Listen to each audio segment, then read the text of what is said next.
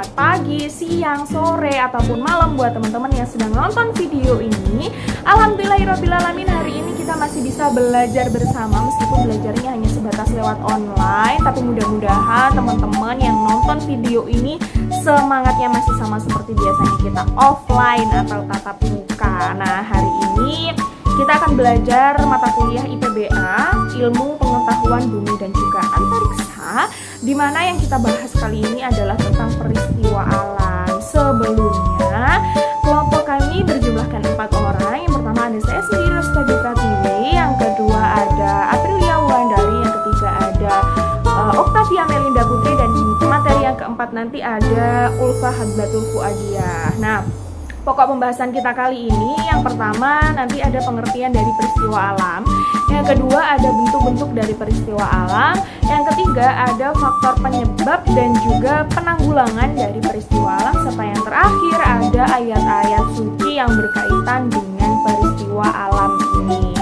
Nah, langsung saja kita masuk ke materinya. Yang pertama ada pengertian dari peristiwa alam. Peristiwa alam itu apa sih? Peristiwa alam itu juga sering disebut sebagai gejala alam, di mana pengertian dari gejala alam ini adalah peristiwa yang disebutkan oleh alam. Jadi peristiwa alam dan gejala alam ini memiliki makna yang sama.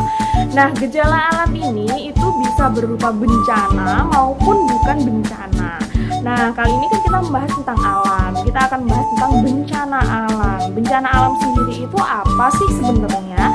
Bencana alam itu adalah rangkaian peristiwa yang mengancam dan juga mengganggu masyarakat, di mana faktor ini bisa disebabkan oleh faktor alam maupun faktor non-alam, dan juga bisa disebabkan oleh faktor manusia, di mana bencana ini mengakibatkan timbulnya korban jiwa, kerusakan lingkungan, kemudian kerugian harta benda, dan juga dampak kepada psikologis orang yang terkena bencana alam ini. Nah, selanjutnya kita akan bahas bentuk-bentuknya.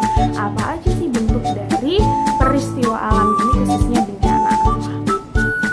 Materi selanjutnya yaitu bentuk-bentuk bencana alam berdasarkan kondisi geologis dan hidrometeorologis. Berbagai kejadian bencana besar telah terjadi di Indonesia, di antaranya yaitu bencana gempa bumi, tsunami, gempa tektonik, tanah longsor, letusan gunung Merapi, dan sebagainya.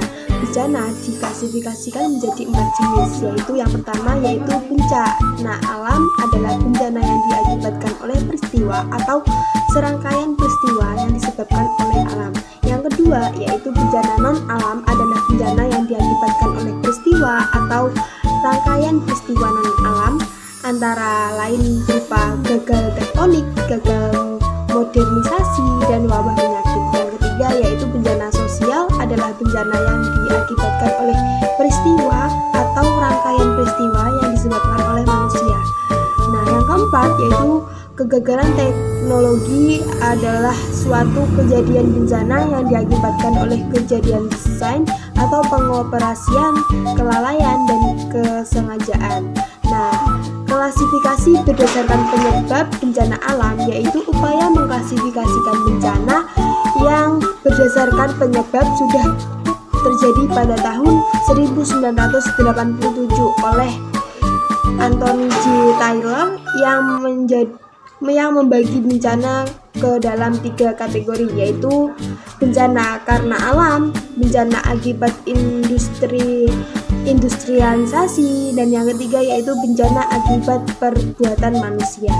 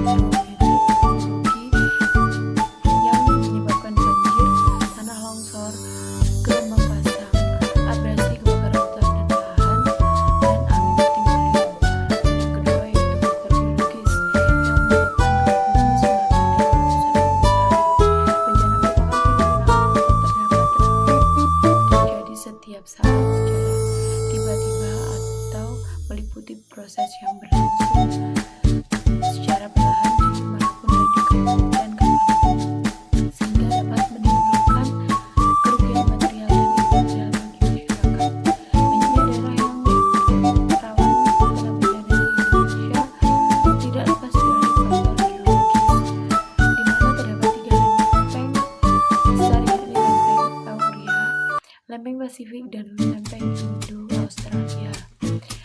Kondisi iklim tropis di Indonesia menyebabkan terjadinya bencana hidrometeorologi, yaitu bencana alam yang dipicu oleh curah hujan lebat, deras dan basah sepanjang musim hujan. Berdasarkan kondisi geologis dan hidrometeorologi, berbagai kejadian bencana besar telah terjadi di Indonesia, antara lain yang pertama yaitu gempa dan tsunami di Aceh pada tahun 2004, dan yang kedua yaitu gempa tektonik Yogyakarta 2006, dan di Tasikmalaya tahun 2009 dan Sumatera pada tahun 2010. Dan yang ketiga yaitu gempa dan tsunami Mentawai 2010, dan yang keempat yaitu tanah longsor Wasior di Papua Barat 2010, dan yang kelima yaitu letusan Gunung Merapi Yogyakarta pada tahun 2010, dan yang keenam yaitu gempa bumi di Lombok NTB pada tahun 2018, dan yang ketujuh yaitu gempa tsunami dan likuifaksi di Palu dan Donggala, Sulawesi Tengah pada tahun 2018, dan tsunami di Selat Sunda pada tahun 2018. Nah, pencegahan bencana, tanggap darurat dan rehabilitasi. Nah, upaya pencegahan terdapat munculnya dampak adalah perlakuan utama. Menurut Paripurna 2008, untuk mencegah banjir maka perlu mendorong usaha masyarakat membuat sumur resapan dan sebaliknya mencegah penebangan hutan. Agar tidak terjadi kebocoran limbah, maka perlu disusun safe prosedur dan kontrol terhadap kepatuhan perlakuan. Walaupun pencegahan sudah dilakukan, sementara peluang adanya kejadian masih ada, maka perlu dilakukan upaya-upaya mitigasi atau mitigation, yaitu upaya-upaya untuk meminimalkan dampak timbulnya bencana. Kegiatan-kegiatan mitigasi bencana mencakup baik perencanaan dan pelaksanakan tindakan untuk mengurangi resiko-resiko dampak dari suatu bencana yang dilakukan sebelumnya, yaitu bencana itu terjadi, termasuk kesiapan dan tindakan-tindakan pengurangan resiko jangka panjang. Terdapat dua bentuk mitigasi, yaitu mitigasi terstruktural dan mitigasi non-struktural. Mitigasi struktural dilakukan untuk memperkuat bangunan dan infrastruktur yang berpotensi terkena bencana alam, seperti membuat kode bangunan, desain rekayasa dan konstruksi untuk menahan serta memperkokoh struktur, ataupun membangun struktur bangunan penahan longsor, penahan dinding pantai, dan lain-lain. Sedangkan mitigasi non-struktural berupaya menyusun peraturan pengelolaan tata ruang, pelatihan perencanaan tata ruang wilayah, serta upaya memberdayakan masyarakat dan pemerintah daerah. Untuk poin selanjutnya yaitu ayat-ayat yang berkaitan atau yang berkenaan dengan musibah atau bencana alam. Dalam bahasa Arab, segala hal yang tidak disukai yang menimpa seseorang disebut musibah. 6 kata ini diserap ke dalam bahasa Indonesia menjadi musibah yang mempunyai dua makna. Yang pertama yaitu kejadian atau peristiwa menyedihkan yang menimpa. Kedua, malapetaka, kelompok bencana yang menjadi siksa yang diakibatkan perilaku zalim terdapat pada ayat Quran Surat Ali Imran ayat 117. Kemudian bencana akibat perilaku maksiat terdapat pada ayat Quran Surat Al-A'raf ayat 165. Bencana yang menjadi siksa terdapat pada ayat berikut. Orang-orang yang tidak beriman senantiasa ditimpa bencana disebabkan perbuatan mereka sendiri, atau bencana itu terjadi dekat dengan tempat kediaman mereka, sehingga janji Allah terbukti dalam atau yang diabadikan dalam Quran surat Ar-Ra'd ayat 31.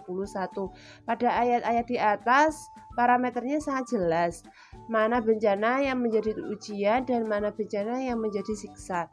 Bila bencana itu diakibatkan karena kesalahan yang tidak disengaja, maka bencana itu menjadi ujian bagi pelakunya untuk kemudian mengukur seberapa besar kadar keimanan. Sebaliknya, bila bencana itu diakibatkan oleh perilaku maksiat, zalim, dan tidak beriman, dan disengaja, maka bencana itu menjadi siksa. Namun, bila yang dimaksud bencana alam, maka Al-Quran selalu mengelompokkan ke dalam bencana yang menjadi siksa dan berkait dengan perilaku tidak beriman. Ada apa bencana alam yang disinggung dalam Al-Quran? Yang pertama yaitu gempa, banjir, angin topan, petir, hujan batu, dan paceklik. Terkait dengan gempa, Al-Quran menginformasikan pada beberapa ayat berikut yang berbunyi A'udzubillahi minasyaitonirrajim Bismillahirrahmanirrahim Fakadzabuhu fakhadathumur rajfatu faasbahu fi dharihim jathimin, yang artinya mereka mendustakan Syuaib, maka mereka ditimpa gempa yang dahsyat. Lalu jadilah mereka mayat-mayat yang bergelimpangan di tempat tinggal mereka. Alhamdulillahirrabbilalamin, hari ini kita belajarnya sudah selesai. Teman-teman yang punya kritik ataupun saran untuk kelompok 5, kelompok kami, jangan lupa ditulis di kolom komentar.